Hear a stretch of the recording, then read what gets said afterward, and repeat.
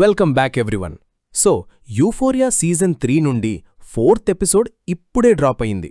To be honest, ఈ సీజన్లో show gears మొత్తం మార్చేశాడు. నేనసలిది ఎక్స్పెక్ట్ చేయలేదు. ఈ ఎపిసోడ్ 4 టైటిల్ వచ్చి kitty likes to dance. And మనం సీజన్ హాఫ్వే పాయింట్కి వచ్చాం కాబట్టి ఈ ఎపిసోడ్ స్టోరీ టెల్లింగ్ వైజ్ చాలా హెవీ లిఫ్టింగ్ చేస్తుందన్నమాట. ఈరోజు మనం ఏం జరిగింది, ప్రతి క్యారెక్టర్కి దీనివల్ల మీనింగ్ ఏంటి, అండ్ ఆ ఎండింగ్ చూసి ఎందుకు అందరూ షాక్ అవుతున్నారో డీటెయిల్గా మాట్లాడుకుందాం. Let's get in to it. Characters గురించి స్టార్ట్ చేసే ముందే ఈ ఎపిసోడ్ అసలు డీప్గా ఏం చెప్పాలనుకుంటుందో మాట్లాడుకుందాం. ఎందుకంటే యూఫోరియాలో ఆ కేహాస్ వెనకాల ఎప్పుడూ ఏదో ఒక అండర్లయింగ్ థీమ్ ఉంటుంది కదా. ఈ ఎపిసోడ్ మొత్తం ట్రూత్ వర్సెస్ సర్వైవల్ గురించన్నమాట. దీనిలో ప్రతి క్యారెక్టర్ ఒక టెన్షన్లో ఉంటారు. అంటే వాళ్ళు నిజంగా ఎవరు అండ్ బయటికి ఎలా కనిపించాలి అనే విషయంలో ట్రాప్ అయి ఉన్నారు. సేఫ్గా ఉండాలన్నా, రెలవెంట్గా ఉండాలన్నా వాళ్ళు ఒక వర్షన్ చూపించాలి కదా. స్టార్ట్ నుండి ఫినిష్ వరకు ప్రతి స్టోరీ లైన్ ఆ టెన్షన్ మీదనే నడుస్తుంది. సో అవి గుర్తుపెట్టుకుని మనం ముందుకెళదాం. లాస్ట్ వీక్ క్లిఫ్ హ్యాంగర్ తర్వాత రూ ఈ ఎపిసోడ్ స్టార్టింగ్లోనే చాలా డిఫికల్ట్ స్పాట్లో ఉంటుంది. ఫెడరల్ ఏజెంట్స్ తనని క్వశ్చన్ చేస్తుంటారు అండ్ క్లియర్గా వాళ్ళు తనని చాలా రోజుల నుండి వాచ్ చేస్తున్నారు అని మనకు అర్థమవుతుంది. ఈ సీన్ ఎందుకు ఇట్లా వెల్ రిటన్ అంటే, నార్మల్గా రూ తన కెయాటిక్ వేలో చాలా స్మార్ట్గా ఉంటుంది, కానీ ఇక్కడ తనకి ఎస్కేప్ అయ్యే ఛాన్సే లేదు. ఆ ఏజెంట్స్ అస్సలు బ్లఫ్ చేయట్లేదు.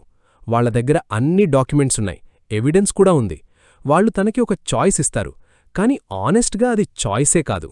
కోఆపరేట్ అన్నా చెయ్యాలి, లేదా సీరియస్ ఫెడరల్ కాన్సిక్వెన్సెస్ ఫేస్ చెయ్యాలి.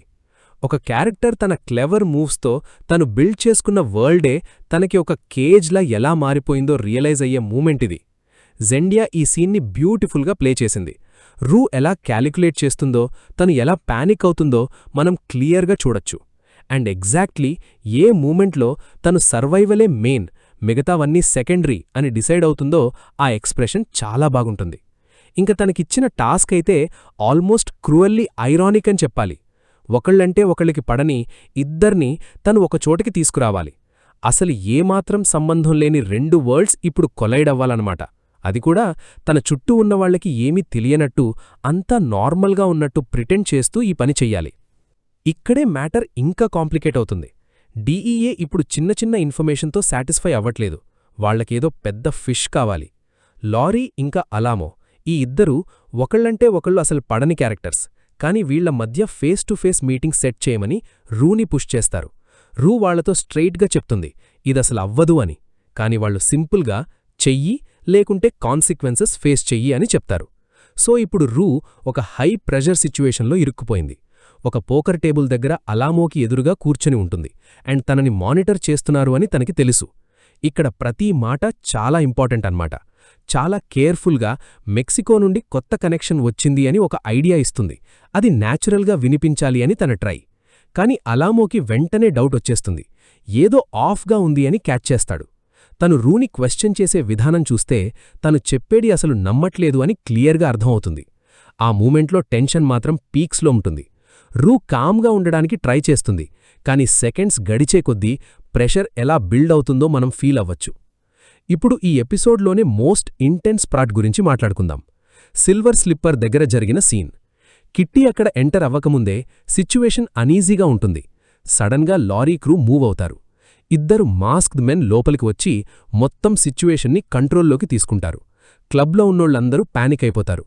వాళ్లు ఫియర్ ఇంకా ఇంటిమిడేషన్ని యూస్ చేసి అందర్నీ ప్రెజర్ చేస్తారు, ఎస్పెషలీ బిగ్ ఎడీని. ఎందుకంటే మనోడికి జరిగిన మ్యాటర్ గురించి తెలిసిన దానికంటే ఎక్కువే తెలుసు అని క్లియర్గా కనిపిస్తుంది. ఒక టెన్స్ స్టాండ్ ఆఫ్ తర్వాత ఫైనల్గా మనోడు ఆ హిడెన్ సేఫ్ ఎక్కడుందో రివీల్ చేస్తాడు. ఆ క్రూకి ఏం కావాలో అది దొరికేస్తుంది. ఇంకా వచ్చినంటే ఫాస్ట్గా అక్కడి నుండి వెళ్ళిపోతారు. కాని నిజమైన ట్విస్ట్ ఎపిసోడ్ ఫైనల్ మూమెంట్స్లో వస్తుంది. వాళ్లు ఎస్కేప్ అయ్యే టైంలో రూ ఒక క్రూషియల్ పాయింట్ నోటీస్ చేస్తుంది. ఆ గెటవే డ్రైవర్ ఎవరో కాదు, మన ఫే. ఆ ఒక్క రివీల్ మొత్తం గేమ్ని మార్చేసింది. లారీ ఇంకా కంట్రోల్లోనే ఉంది అని, తను యాక్టివ్గా మూవ్స్ చేస్తుంది అని ఇప్పుడు కన్ఫర్మ్ అయిపోయింది. ఇంకా రూ విషయానికొస్తే తన సిచ్యువేషన్ ఇప్పుడు ఇంకా డేంజరస్గా మారింది. ఇద్దరి మధ్య తను ఇరుక్కుపోయింది. ఒక పక్క సీక్రెట్గా డీఈఏతో వర్క్ చేస్తుంది, ఇంకో పక్క రెండు సైడ్స్ గట్టిగా ఎస్కలేట్ అవుతున్నాయి. క్యాసీ స్టోరీ లైన్ గురించి మాట్లాడుకుంటే ఈ సీజన్లో ఏదో జెన్యున్లీ ఇంట్రెస్టింగ్గా చేస్తున్నారు అండ్ ఈ ఎపిసోడ్లో అదింకా ఫన్గా ఫార్వర్డ్ వెళ్తుంది. బేసిక్గా తను స్క్రాచ్ నుండి ఒక కొత్త ఐడెంటిటీని బిల్డ్ చేసుకోవడానికి ట్రై చేస్తుంది. ఈ సిటీలో ఇమేజ్కే వాల్యూ ఎక్కువ కాబట్టి తనని తను రీబ్రాండ్ చేసుకుంటుందన్నమాట. ఈ ప్లాన్కి ఆర్కిటెక్ట్ మన మ్యాడీయే.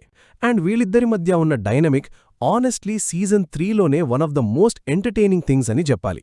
మ్యాడీకి అటెన్షన్ ఎలా గెయిన్ చేయాలో చాలా బాగా తెలుసు అండ్ క్యాసీ ఇప్పుడు తను ఒక ప్రాజెక్ట్లా మారింది. ఈ ఎపిసోడ్లో ఒక పార్టీ సీన్ ఉంటుంది. అక్కడ క్యాసీ తనని తను ఒక కొత్త వర్జన్లో ప్రొజెక్ట్ చేయాలి. కాన్ఫిడెంట్గా, డిజైరబుల్గా అండ్ అన్టచబుల్గా ఉండాలి. తను అది చాలా బాగా చేస్తుంది.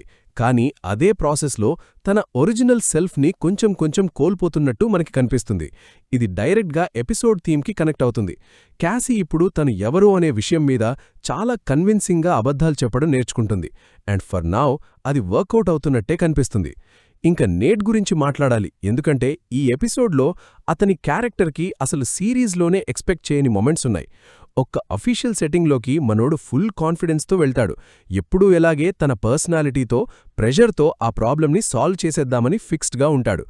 నో అనే మాటే వినకుండా పళ్ళు చేసుకుని వెళ్లే నేట్కి ఇక్కడ అసలు వర్కౌట్ అవ్వదు. ఫైనల్గా మొత్తం అన్మాస్క్ అయిపోయి పబ్లిక్గా అన్రావెల్ అయిపోతాడనమాట. అది చూస్తుంటే చాలా అన్కంఫర్టబుల్గా ఉంటుంది. But story wise it's the best way. ఎందుకంటే నేట్ ఐడెంటిటీ మొత్తం కంట్రోల్ మీద బేస్ అయి ఉంటుంది. Control over situations, over people and జనాలి తనని ఎలా చూస్తారు అనే విషయం మీద. ఈ ఎపిసోడ్ జస్ట్ ఒక 90 సెకండ్స్లో ఆ కంట్రోల్ మొత్తం పీకేసి తను హైడ్ అవ్వడానికి అసలు ఏ ఆప్షన్ లేకుండా చేస్తుంది. ఇక్కడి నుండి అతని క్యారెక్టర్ ఆర్క్ ఎక్కడికి వెళుతుంది అనేది ఈ సీజన్ సెకండ్ హాఫ్లో ఒక పెద్ద క్వశ్చన్ మార్క్. లెక్సీ ఇంకా జూల్స్ విషయానికి వస్తే ఈ ఎపిసోడ్లో వాళ్ల సీన్స్ కొంచెం క్వైట్గా ఉన్నా థీమాటిక్గా చాలా డెప్త్ ఉంటుంది.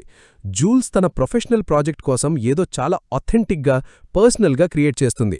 కానీ ఆ ప్రొఫెషనల్ వరల్డ్ వెంటనే దాన్ని రిజెక్ట్ చేస్తుంది. ఇది చాలా ఎక్కువైపోయింది, ఇంత ఆనెస్టీ వద్దు, కొంచెం తగ్గించు అని చెప్తారు. లెక్సీకి బిజినెస్ నోట్లా ఒక లైన్ చెప్తారు, నువ్వు నెగటివ్ అవ్వకు అని. అది బిజినెస్ మాటే అయినా చాలా హార్ష్గా తగులుతుంది. దానికి రెస్పాన్స్గా జూల్స్ తన వర్క్ని తనే ప్రైవేట్గా డెస్ట్రాయ్ చేసుకుంటుంది చూడండి. మనల్ని మనం ఎక్స్ప్రెస్ చేసుకున్నాక మళ్లీ దాన్ని ఇరేజ్ చేయాల్సి వస్తే ఆ బాధ ఎలా ఉంటుందో ఆ సీన్ మొత్తం చెప్పేస్తుంది. అసలు టీనేజర్స్ తమ్మల్ని తాము తెలుసుకోవడం గురించి స్టార్ట్ అయిన ఈ షో ఇప్పుడు అదే క్యారెక్టర్స్ అడల్ట్ వరల్డ్లో ప్యాలెటబుల్గా ఉండాలి అంటే అందరికీ నచ్చేలా అడ్జస్ట్ అవ్వాలి అనే ప్రెషర్ని ఎలా నావిగేట్ చేస్తున్నారో చూస్తుంటే ఆ స్టోరీకి ఇదొక క్వైట్లీ డివాస్టేటింగ్ కంటిన్యూయేషన్లా అనిపిస్తుంది. సో ఎపిసోడ్ 4 ఎండింగ్కి వచ్చేసరికి మ్యాటర్ ఎక్కడుందంటే రూ ఇప్పుడు ఒక డబుల్ ఏజెంట్లా వర్క్ చేస్తుంది. కానీ ఆల్రెడీ సిచ్యువేషన్ మొత్తం క్రాక్స్ ఇచ్చి కొలాప్స్ అయ్యేలా ఉంది. తను ఎవరినైతే విన్ ఓవర్ చేసుకోవాలో ఆ పర్సన్కి ఇప్పుడే సస్పిషన్ స్టార్ట్ అయింది. ఇంకా తను హెల్ప్ చేస్తున్న ఆర్గనైజేషన్ ఏమో సడన్గా ఒక అగ్రెసివ్ మూవ్ వేసి గేమ్ ప్లాన్ మొత్తం మార్చేసింది. అండ్ తన దగ్గర ఉన్న ఒక్క క్రూషియల్ ఇన్ఫర్మేషన్, ఆ ఫెమిలియర్ ఫేస్ని చూడ్డం, దానితో ఇప్పుడు ఏం చేయాలి అనే విషయంలో రూ ఇంకా ఒక క్లారిటీకి రాలేదు.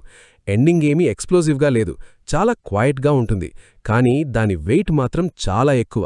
ఎందుకంటే రూ దగ్గర ఇప్పుడు ఒక మంచి ఆప్షన్ కూడా లేదు అని మనకి అర్థమవుతుంది. తను ముందుకు ఏ పాతలో వెళ్ళినా ఎవరో ఒకళ్ళని బిట్రే చేయాల్సిందే. సీజన్ బ్యాక్ హాఫ్ కోసం ఈ షో సెట్ చేస్తున్న క్వశ్చన్ చాలా సింపుల్ అండ్ బ్రూటల్. రూ ఎవరిని సాక్రిఫైస్ చేస్తుంది అండ్ అలా చేసి తను ప్రశాంతంగా బ్రతకగలదా? ఇంకో పక్క మిగతా క్యారెక్టర్స్ అందరూ కూడా ఆల్మోస్ట్ ఇదే క్వశ్చన్ ఫేస్ చేస్తున్నారు. క్యాసీ విజిబిలిటీ కోసం తన ఒథెంటిసిటీని సాక్రిఫైస్ చేస్తుంది.